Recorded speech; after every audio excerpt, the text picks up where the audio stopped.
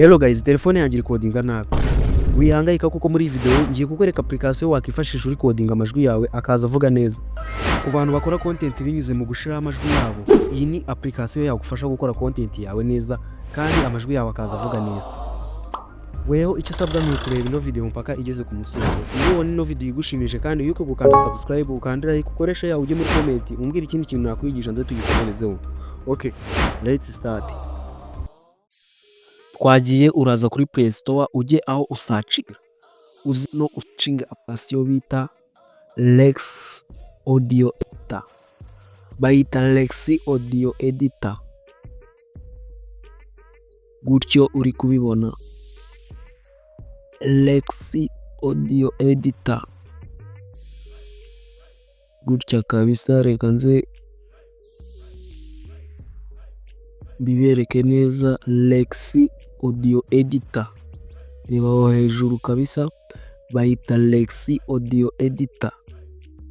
Noneho numara iyo gusacinga Lex Audio Editor urahita ukanda kuri search, urabona application iyo ngiyo ijya gusa ubururu, iryo bara sinzi niba ari ubururu, ni iyi guys, urabona ni iyi, urahita uyidownloadinga, twe turayifite. Noneho numara kuyidownloadinga tugarutse hano inyuma ho gato,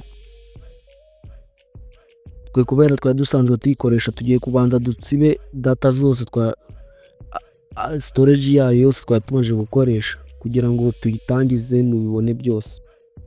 Tugiye kubanza tuyitsibe. Hari abantu batabizi, uza hano kuri storage and cache, ugahita uza hano kuri clear storage. Aha kugira uhagere app urayitsindagiraho cyane, ugahita ukanda kuri app information. Noneho turahita tuyinjiramo. Iyo tumara kuyinjiramo telefone ihita yitambika, urahita ukanda kuri while using the app, uhita ukanda allow. Numara gukanda allow urabona kuri aka kantu aho aga fresh kari kukwereka, urahita uhakanda use nk'ukongeraho kugira ngo volume ya audio yacu ize kuba yiyongeye. Noneho numara kubikora ibyo guys, iyi application ikintu gufasha ni gukora introduction ya video cyangwa se record yawe hari ahandi hantu ugiye kuyikoresha, kuko urecordingiraho gutya. Hari ntago mzi ibindi bintu waba ugiye kuyikoresha, ariko cyo nuko record yacu iraza ifite high quality. Noneho uraza urabona kuri aka k'umutuku niko ugiye gutangira ku recordinga. Noneho aka k'umutuku tugakandaho ukaba watangiye ku recording, urabona ko bitangiye kubara.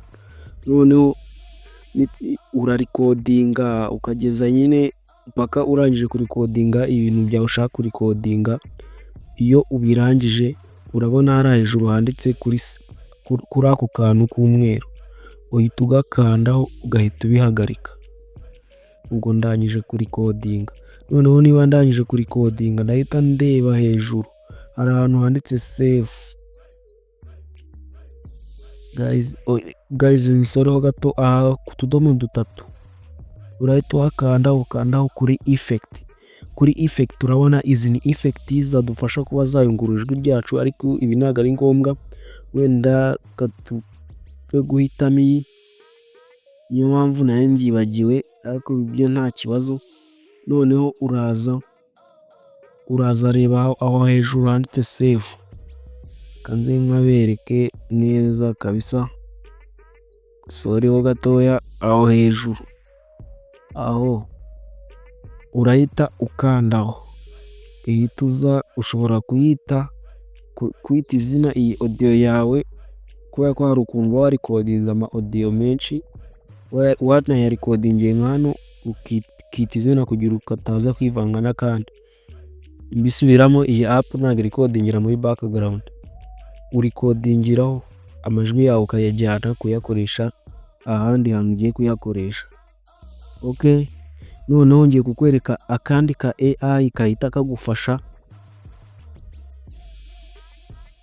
Noneho guys, kanda subscribe muri kahita kagufasha gukora enhance. Ndaza kuba nakwereka ihita igufasha noneho gufata audio yawe ikayigira neza ku buryo wagira ngo ni ya iPhone yaba yayirikodinze. Okay, kanda subscribe, let's go.